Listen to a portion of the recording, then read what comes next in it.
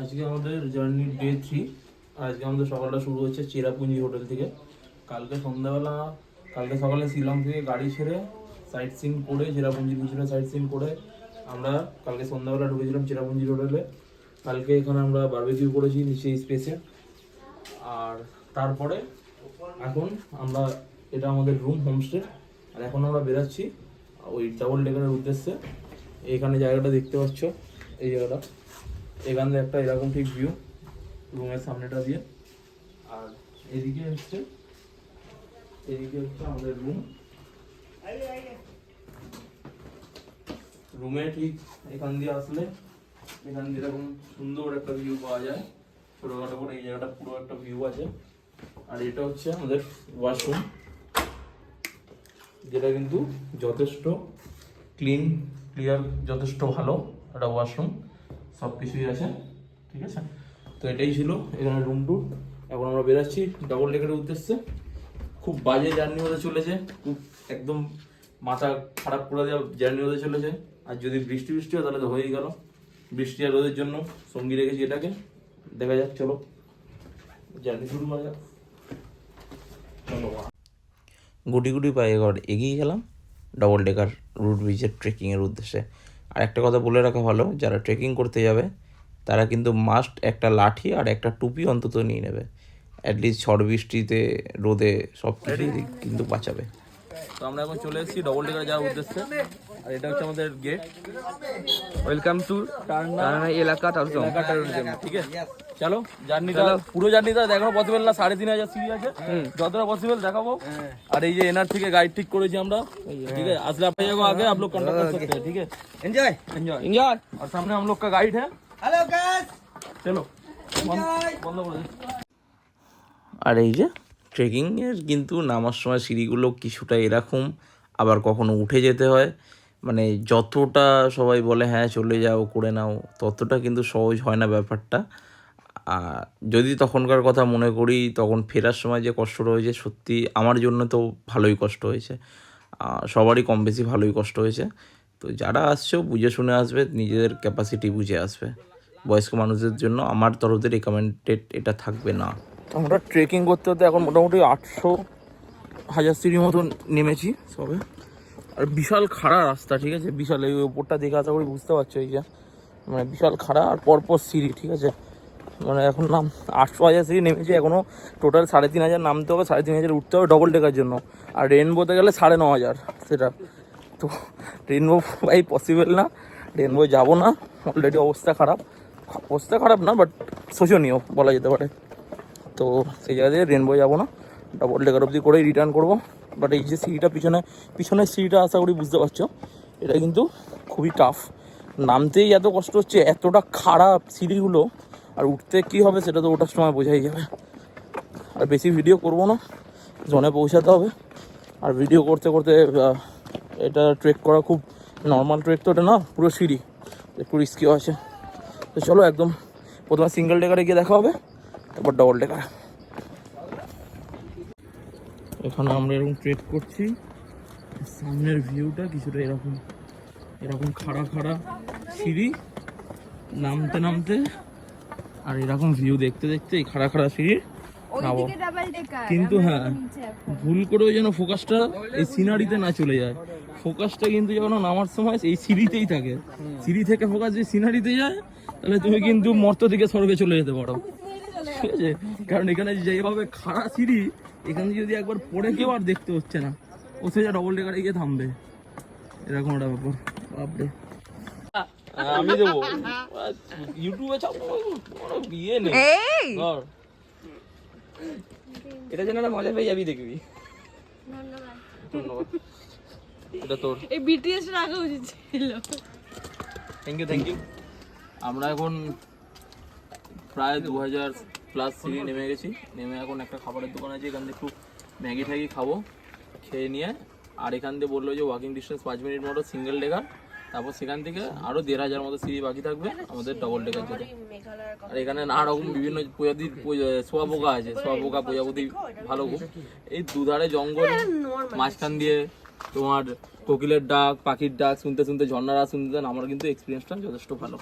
চলো দেখা হচ্ছে। के दूसरे को हम सोने ना दे तू मेरा हीरो मेरा हीरो। আর তোমরা যেমন দেখতে পারলে আমাদের এখানে সাহেব ভাই তো আলাদাই মুডে চলে এসেছিল। তো সিরিয়াসলি এরকম একটা ট্রেকের মাঝখানে এরকম যদি পাগলপন্থী না হয় তাহলে ট্রেকিং করাটাই মনে হয় আধুরা থেকে যায় ভাই। তো এইরকম একটা এক্সপিরিয়েন্স মেঘালয় হতেই পারে। তারপর ম্যাগি ট্যাগি খেয়ে নাচা গানা করে কিন্তু আমরা বেরিয়ে পড়লাম ডবল ডেকারের উদ্দেশ্যে। Sorry, single decker. Single root ব্রিজে, ঠিক আছে, ডাবল ডেকার না, সিঙ্গেল ডেকার রুট ব্রিজে চলে এসেছি। এই হচ্ছে এই গাছটা কয়েকশো বছরের গাছ, আর এইটার যে ব্রিজটা তৈরি হয়েছে, এই যে গাছের জড়গুলো দেখছো, এটা করা বারণ। এই যে গাছের জড়গুলো, এই জড়গুলো কিন্তু পুরো ওই দিকের যে গাছটা আছে সেইটার সাথে নিয়ে এই জড়গুলো একদম মিলিত হয়ে এই ব্রিজটা তৈরি হয়েছে। আর প্রচণ্ড স্ট্রং, আরামসে এখান থেকে কিন্তু কভার করা যায়। আর এইখানের যে ভিউটা, এইখানের যে ভিউটা, এটাই ক্লাসিক। এটা দেখার জন্যই এখানে আসতে হবে। তাহলে এটা সবে সিঙ্গেল ডেকার, এরপর কিন্তু আমরা ডবল ডেকার যাবো, সেখানে হয়তো আরও আলাদা ব্যাপার হতে চলেছে। ঠিক আছে, এই হচ্ছে জায়গা।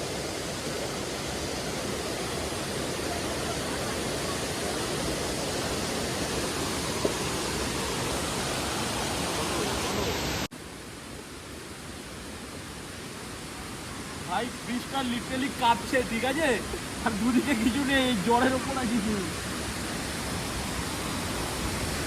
আলাদাই।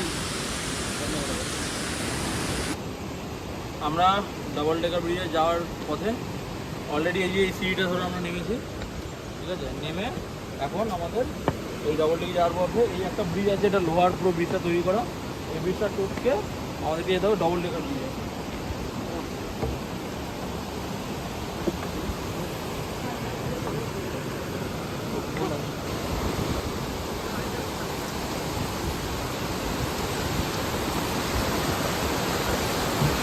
গেলে কিন্তু ব্যাপারটা, ঠিক আছে, ব্যাপারটা প্রচন্ড থ্রিলিং। এরকম ভাবে লিটারি কাঁপছে ব্রিজটা, মনে হচ্ছে আর নিচে এত অপূর্ব একটা ঝর্ণা যাচ্ছে।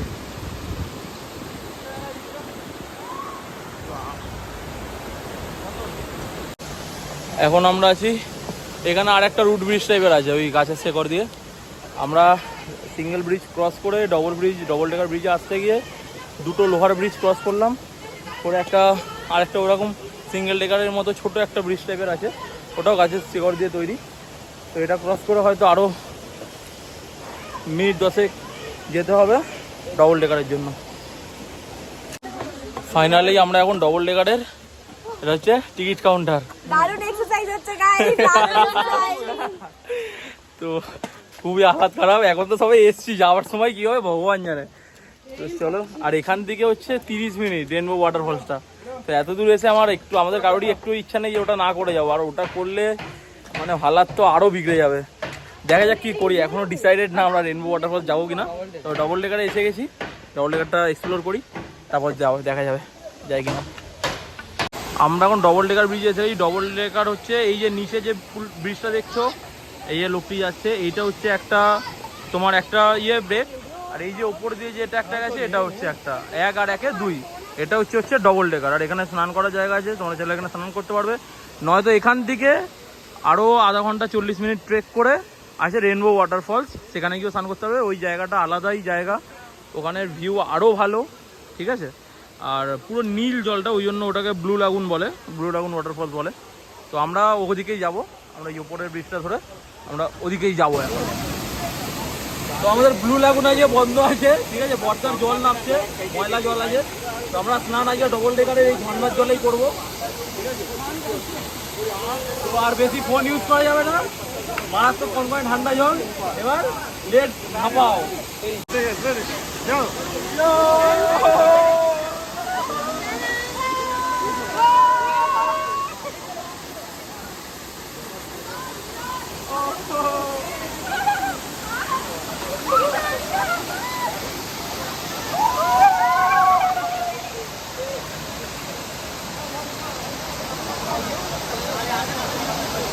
बंद कर दिए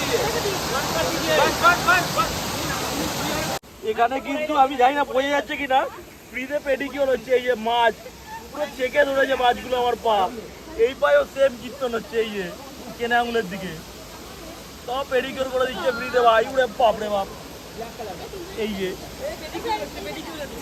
ফ্রিতে পেডিকিওর হচ্ছে ভাই, আলাদাই।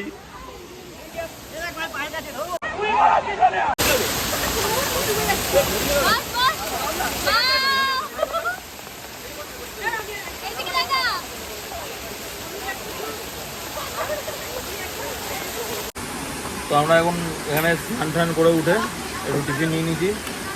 টিফিনে আছে ডিমের অমলেট 30 টাকা করে পিস, আর এই যে একটা করে ম্যাগি 40 টাকা, আর চা নিয়েছিলাম, খাওয়া হয়ে গেছে।